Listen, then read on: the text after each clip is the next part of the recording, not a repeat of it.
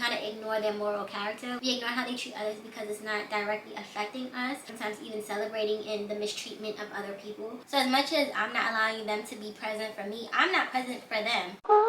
I've been all over the world, you know, and I the finest wine, and I seen the finest times, but all the pretty girls come from VA. Hey guys, welcome back to my channel. It is your girl B back with another video. Hey y'all, hey. If this is your first time here, welcome. I hope you enjoyed my video. And I hope you stick around and subscribe to the channel so you can see more of my videos. And if you are a returning subscriber, welcome back again. We are locked in and I love that for us.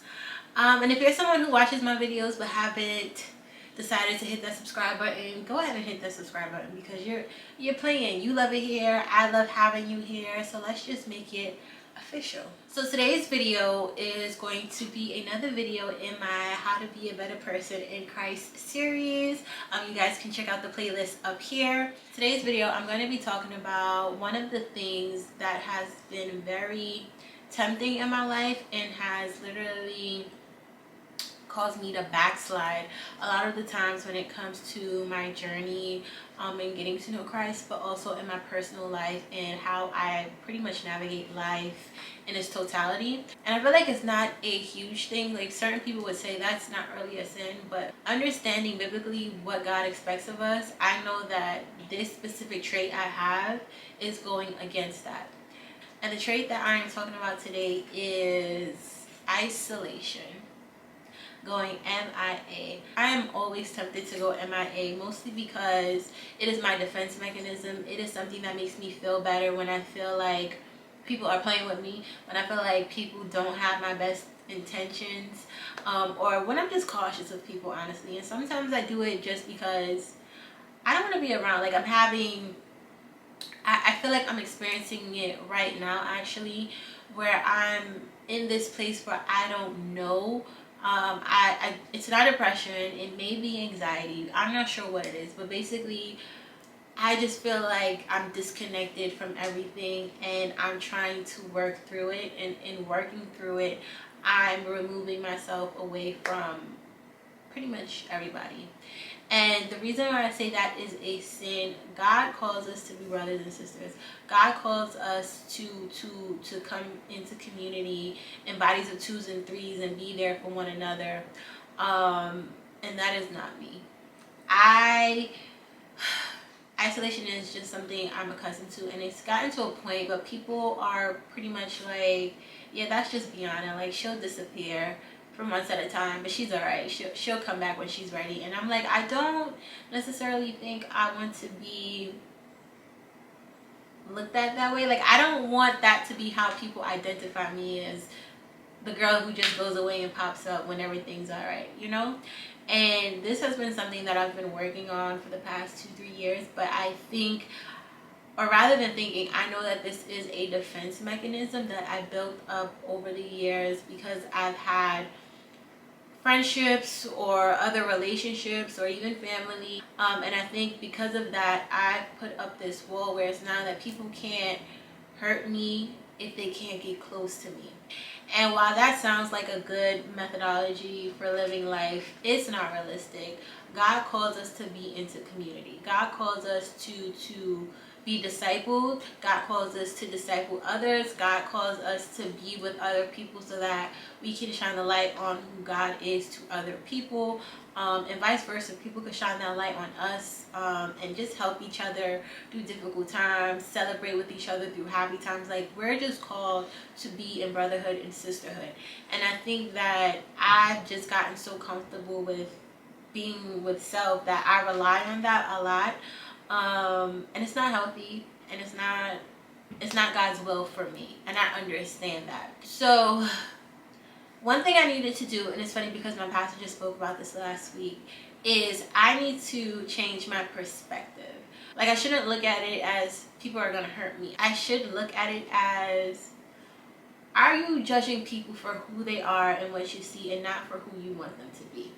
And I think for me, a lot of the times I didn't have great discernment on knowing who to call friend, who to rely on, who to become close with, knowing who to have intimate relationships with.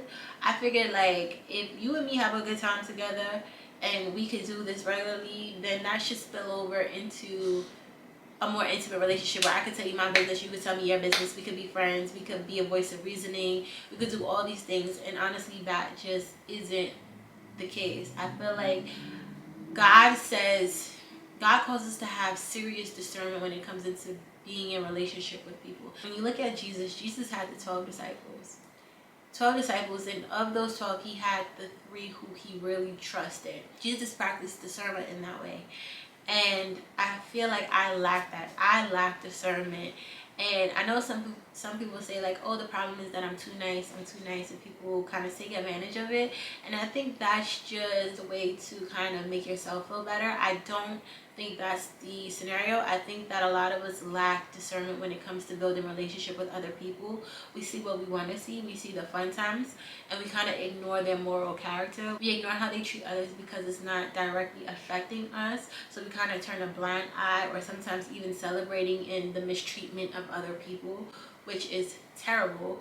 I think when we look at people, we want to see them as a whole. Be able to see you on a one-to-one basis, be able to go out and have fun with you, but also be able to come to you with my problems and feel like, okay, wow, you're pointing me in the right direction.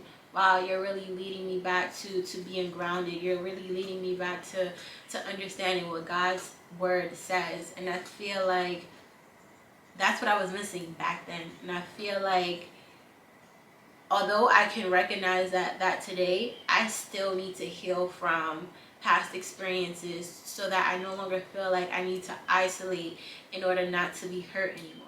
I had to change my perspective from like I can't trust people to I need to have discernment when I'm choosing those who I want to have intimate relationships with. So I say that because I'm like, I don't share anything with people. A big part of me not wanting to be in community is the fact that I don't like to be vulnerable with people.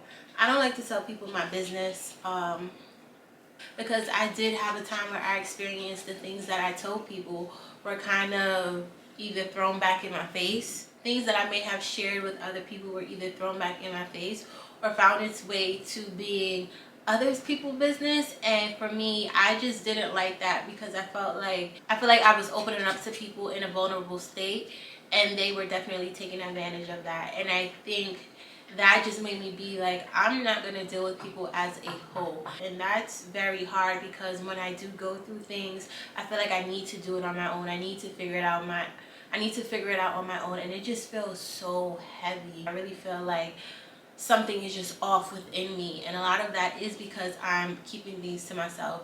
I find now that I've gotten a lot better with confiding more so in like my sisters or my friend, which is good, but that still doesn't stop the part where I isolate myself and just go missing. So now that I've been able to identify that, now comes the part of me working to change that. I mean, some people do have a comforting spirit where you feel like you could tell them everything, but they don't have the best intentions with that. And sometimes it's not even them trying to do wrong in general. It just so happens that your values don't align. So what you may see as being something where it's intimate and private, they may think that you tell me, you'll tell anybody. You feel me? So I feel like you really just need to learn people's character, learn how they treat others, see how they interact with others, understand what their relationship with God looks like, and from there really build that foundation of the friendship and build it up from there, instead of just jumping in like,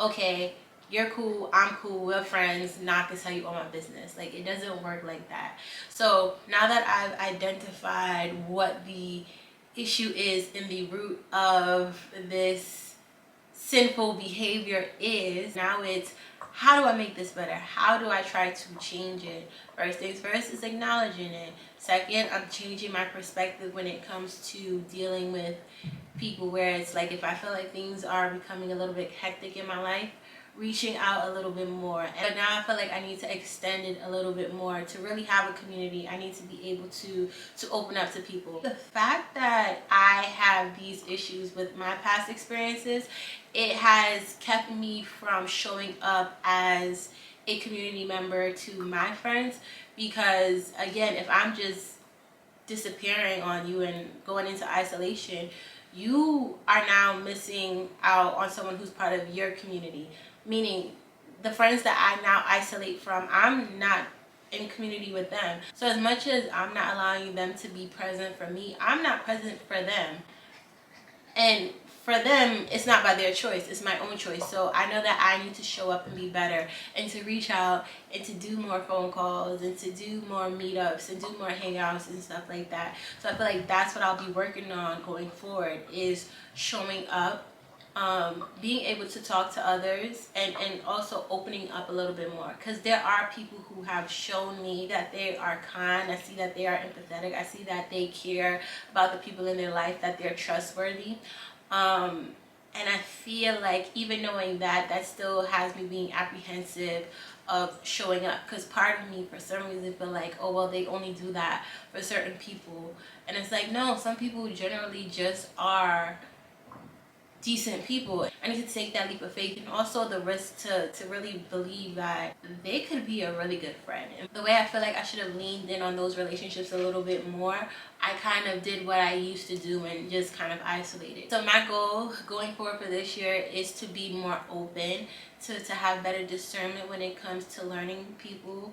I'm also showing people who I am, because I feel like I can be very guarded, and by being guarded, I don't allow friendships to really grow. I feel like I have a very surface level persona when I don't know you, but I don't leave space for it to open up for you to get to know me more. So this year we're gonna try to get better. It's gonna take some work. It's gonna take me to really want to be better and to do better, but this is something that I definitely need to kind of overcome. Some of us have that temptation where we feel like we need to be isolated from everything, and I feel like whether it was your family who did you wrong and made you not trust people, whether it was an ex who did you wrong and made you not trust people, whether it was a friend who did you wrong and made you not trust people, that was an isolated situation. We cannot approach other relationships like that. We have to learn from our past experiences. So if those people did hurt you, or if there were signs that you may have missed before, learn from that, and then allow that to kind of guide you when it comes to building relationships with people going forward. I hope you guys enjoyed today's video. If you made it to the end and you're not subscribed already, go ahead and hit that subscribe button. I promise you will love it here, and I will see you guys in my next video. New York and MIA, then it's PG around my way, so I'm never had to stay away.